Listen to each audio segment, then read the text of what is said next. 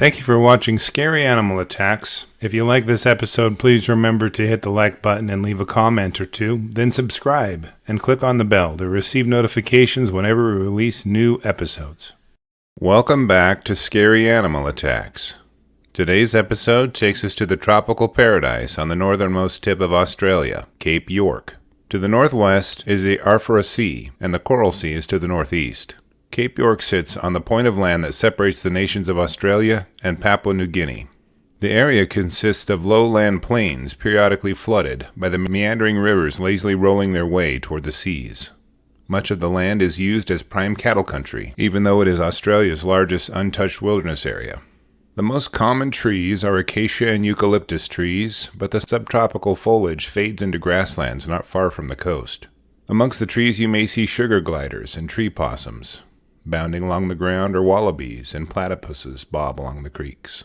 On the evening of October 11, 2004, the Kerr family was settling down at their remote camp 50 meters from the shoreline of Bathurst Bay. Alicia Sorahan and her husband Bill had been camping here for the last 6 or 7 years, but her son Andrew and his family were along for the first time. At the beach, the family enjoyed a 4-wheel drive fishing vacation and had rolled out their tents next to each other. Andrew Kerr positioned himself on one side of the bed and his wife Diana on the other, with 4-month-old baby Kelly between them. The night was sweltering, and the waning moon barely lit the darkness. The family drifted off to sleep, with the screen flap zipped up and the main flap zipped down for air circulation. Around 4 a.m. that morning, a 14-foot saltwater crocodile had paddled ashore after hunting along the coast.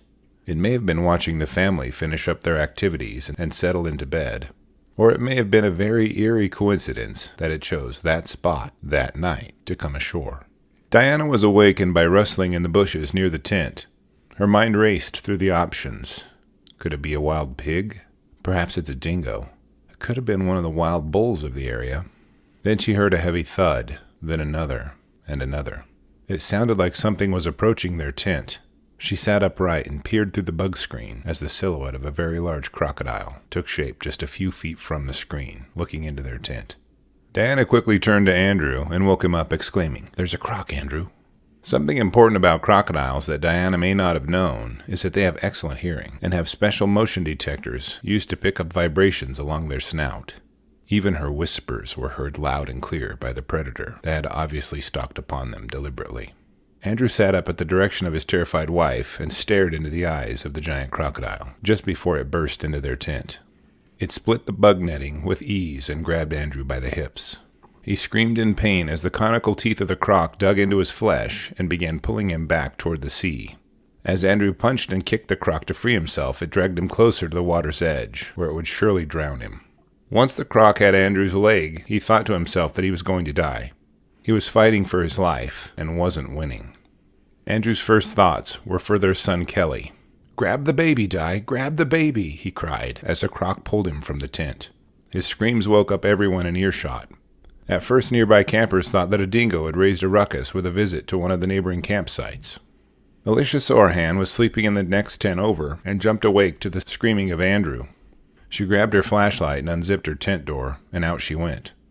By the scant moonlight, she could see a huge mass attached to screaming Andrew. Now, Alicia was a 61-year-old grandma, and if you know anything about grandmas, they will fight a dragon for their grandbabies, and even someone else's grandbaby.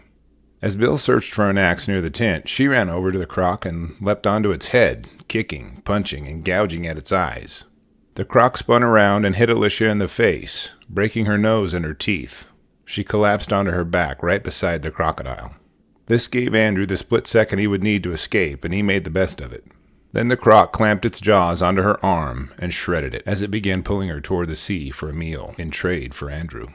As the croc savaged his mother, Jason tried to make rhyme or reason of the contorted mass of crocodile and his mother on the ground. He pressed the croc to the ground with his hands on its neck and placed his knee on it to hold it there. Someone pointed the flashlight as Jason brandished the handgun the group was using for pig hunting. He had the wherewithal to know that he could easily shoot her by mistake. He gathered himself and placed the muzzle of the firearm to the croc's head and fired twice. It was still wiggling around, so he fired twice more to dispatch it before it carried his mother off. As Jason described it, it quit moving like the batteries were dead. With Alicia and Andrew now severely injured, Jason and Diana quickly began triaging their wounds and trying to stop the blood they were losing from several wounds. Alicia's arms were obviously broken and lacerated severely. Bill knew she needed medical attention right away if she's going to survive. They loaded her up into the Land Cruiser and headed to the nearest place the rescue copter could land to pick her up. They headed to Kalpawar Crossing, about 7 hours' drive away. The group began taking their flashlight and blinking it at camps down the shoreline. Ben Jones and his family were camped a few miles down the beach. Ben had just woken up and went to the water's edge to clean his teeth as the group began their early morning packing for departure. As he gazed through the morning twilight, he could see a flicker of a light in the distance. Thinking that some nearby campers were just getting an early start on hunting, he didn't make much of it at first. Then he started to see an urgency in the flashing and a frenetic movement around the light. He continued packing, and in the process of saying farewell to some campers near his camp, he learned that there had been a crocodile attack. Assuming that the croc had simply walked ashore and frightened the group, then returned to the sea, he finished his packing and got into his car. As Ben and his father Bob and Ben's friend Justin were bouncing down the dirt road, something nagged at him about the flashlight and croc sighting. Ben and his party soon decided to swing by the Kerr camp and just check up with them. They drove their car down a few miles and took the turn on the road into the campsite. Just before the car pulled up, the Kerr party set off an emergency position indicator beacon to signal for help. As the Jones group pulled up, they witnessed a gruesome scene. They pulled alongside the dead croc and could now see Andrew laying on blankets near it, being taken care of by Diana and Jason. Andrew was faring better than his mother, though his injuries were miserable. His right leg and arm were fractured, and he had holes all over his arm from the stabbing teeth of the crocodile. A croc's teeth can be 4 to 5 inches in length, and they are reputed to have the strongest bite force in the animal kingdom, so the damage done to his arm was horrendous.